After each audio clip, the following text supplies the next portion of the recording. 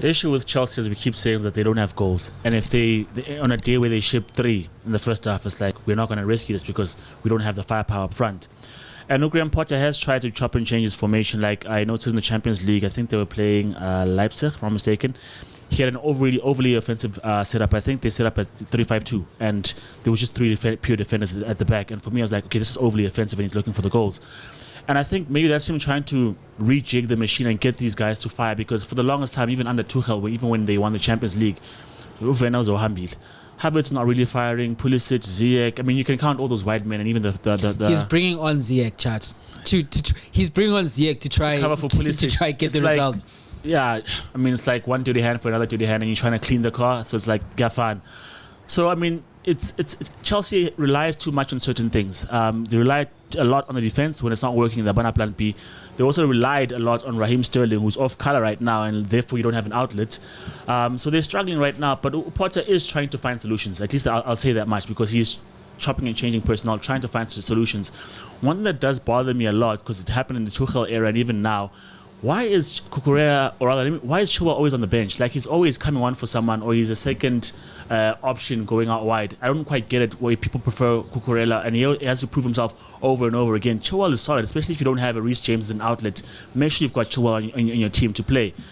Thiago Silva, age is going to catch up. Fine, Koulibaly, there's injuries. But to go on the Chalobah debate, for me, I think he was solid. Like, for me, when they were flying high last season and the defense was scoring like the bulk of the goals, for me, it was one great contributor. And I think Ansakum Bang in Liban, someone was injured at that time and he got in, and for me, he was like, this is a very good replacement. Chalobah is not going to be a star man right now. He does need time. But I think from what I've seen, he can be very solid. He's a very simple player who does things very easily. Yeah, nothing fancy. Does things easy, tidies up. Doesn't have the class of Silva. He's not as hard a man as Koulibaly. But I think given time, he'll be good. I don't think he is the substitute to Tomori. I think Chelsea made a big mistake right there, because the guy's winning titles in Italy. So they missed a big He was getting himself sent off against Chelsea. Yes, ironic. But I think, how do we judge Graham Potter, and what do we describe as a successful season? I don't think he's there with the Arsenals and Cities, because those two are currently flying. They're in a league on their own. They should be better, I think, at the end. And I don't know if league position will prove this. But I think for me, the goal is to be better than Conte Spurs. Because they're also struggling. They don't also know what they're doing currently. Getting results? Somehow. And if, like, they win against Forest. Is it Forest that they beat now, no? No, Bournemouth. That's a team for me when I'm like, okay, they play away. Their away record is horrible. They win their games at home. Away, they drop points, so they manage to just scrape over. When a guy's got a chance to coach a side, and he has a window which Graham Potter didn't have in terms of transfers to get the players that he wants in, and they still look horrible. I'm like, if you can get your team to play better than them, at least. Ten Hag, his team has progressed a bit quicker than what we thought or what we expected in terms of how they started the season, and where they are. It's a testament to where the team is right now. So if he's there about Ten Hag, about Conte, and beating those teams, or rather preparing them for position number 4, I'm happy with that. But in terms of titles, I don't think Chelsea have enough firepower to actually win things. I think Aubameyang has to score, Sterling has to be stellar, and you need a third contributor, whether it's Pulisic or Ziyech or someone else just adding to what they have in terms of firepower. Then they can win titles. But for now, I think it's just about progress and getting better. But I do think it's a trap, man, the job, because you're getting a team that wasn't firing in terms of front personnel.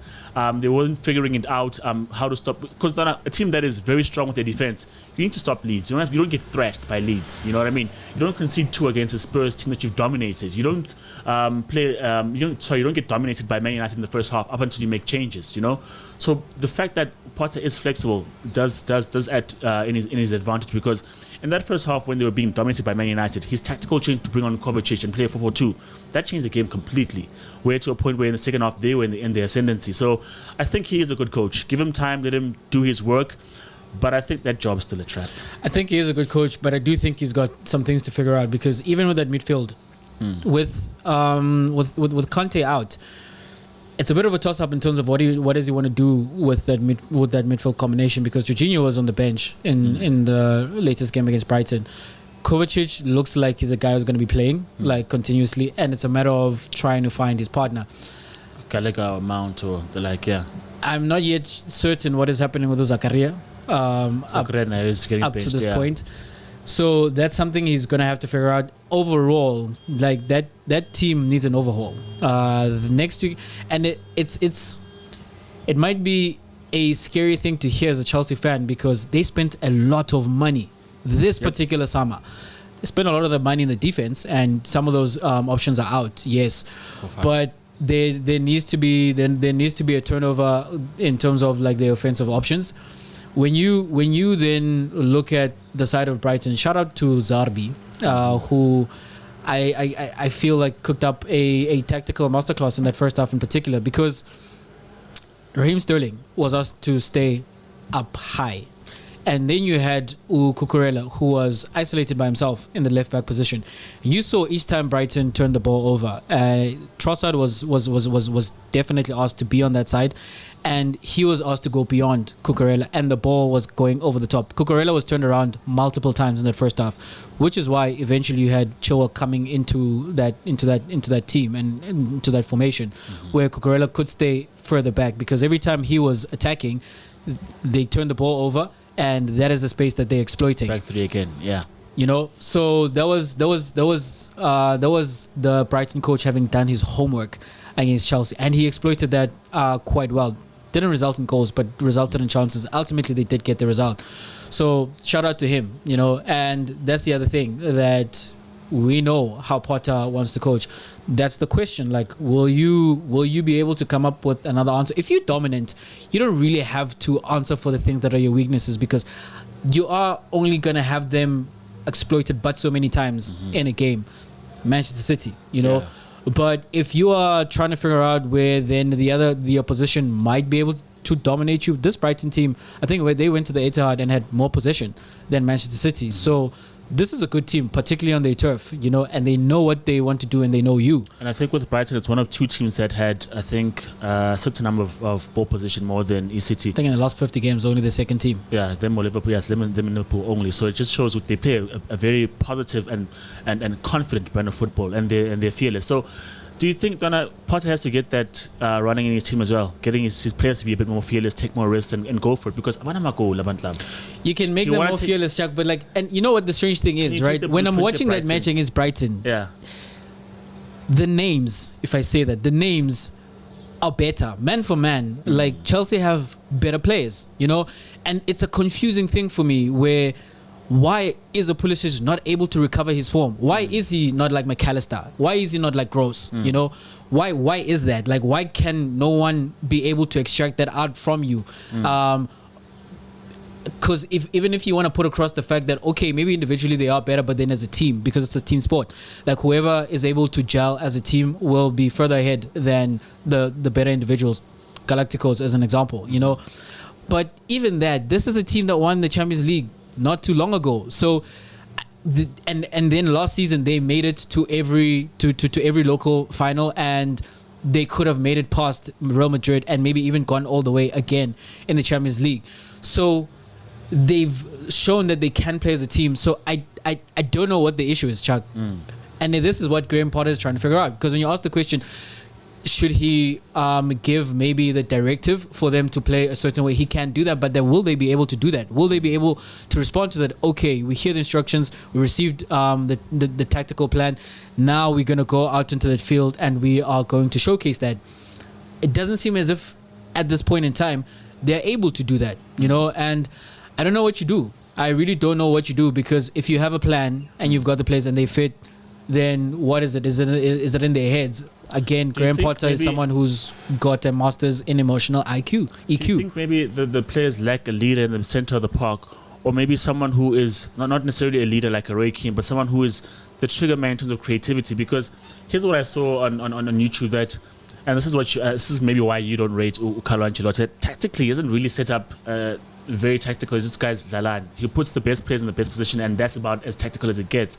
But in Milan, when he had said off Gattuso, Pirlo, and I think Rui Costa early on, how those guys came to be in that formation at Diamond, he just said, that's exactly what happened, guys. And amongst themselves, the players figured out Costa is best placed as a 10. Said off maybe just behind them, and Gattuso behind that. Pirlo maybe then started being a regista from there on. At Chelsea, I don't see them actually saying, okay, Do you see Pirlo? Do you see Gattuso? And Seedorf in that midfield, Chuck? no, but what we're saying is that those are names, right? They're not at that level of being elite and prestige. But when they're going against McAllister and Caicedo and Trossard, who are trying to be established names themselves, they are the better names, more further ahead in their development, in their careers, rather, in terms of where they are and what they've achieved. Don't you think at some point someone needs to say, okay, Gallagher is the machine.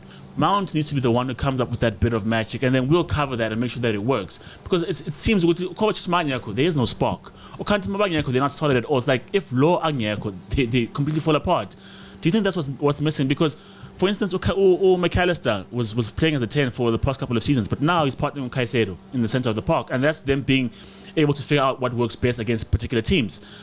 I think they have to do that as well, not only just down to Potter, but they themselves. Okay, Pulisic, come in for 10. When the game permits, go back out wide, because we're actually there to beat your man. Rather than come in at the edge of the box, try to take a shot, try link up play on Sterling, do something different according to what the game requires. So, I agree with you. Yeah. If the question is what Potter can do, as I'm saying, I don't know what more he can do beyond giving them a game plan and motivating them. It does then come back to the players, because if from the coaching side he's giving you everything that you need, then it's a matter of what's the issue with you. Say this on this platform multiple times. You want to find out about the coach, give him players. You want to find out about the players, isolate them by giving them a new coach. They're on to the third coach in not too many years, and there are issues. Recently, new coach, and the play style hasn't really improved. Where's that new manager bounce? Maybe the issue is the players, and maybe it's a matter of those guys. We tried it. We spent a lot of money on them, like a few seasons back, and they were supposed to be the present and the future of Chelsea, but it's just not worked out, unfortunately. And it's an expensive operation, but get them out of there and get a new set of players. Whatever this coach then says to you that this is what he needs, you might even see a Leandro Trossard end up at a Chelsea, because he's knocking on that World Cup squad, France, like with his performances this season. Belgium, sorry. And so you look at a guy like that he looks like he will give you more than a Pulisic, who's a bigger name, and he's hella consistent at this point. Exactly. So Potter might just need his players. Again, it sounds like quite a statement to make when this team went out and spent so much money. This is what Chelsea do, though. They spend money, and it looks like they're going to need to spend more money, get those players out of there, and get yet another cycle of players into this team to be then coached up by this particular manager moving forward.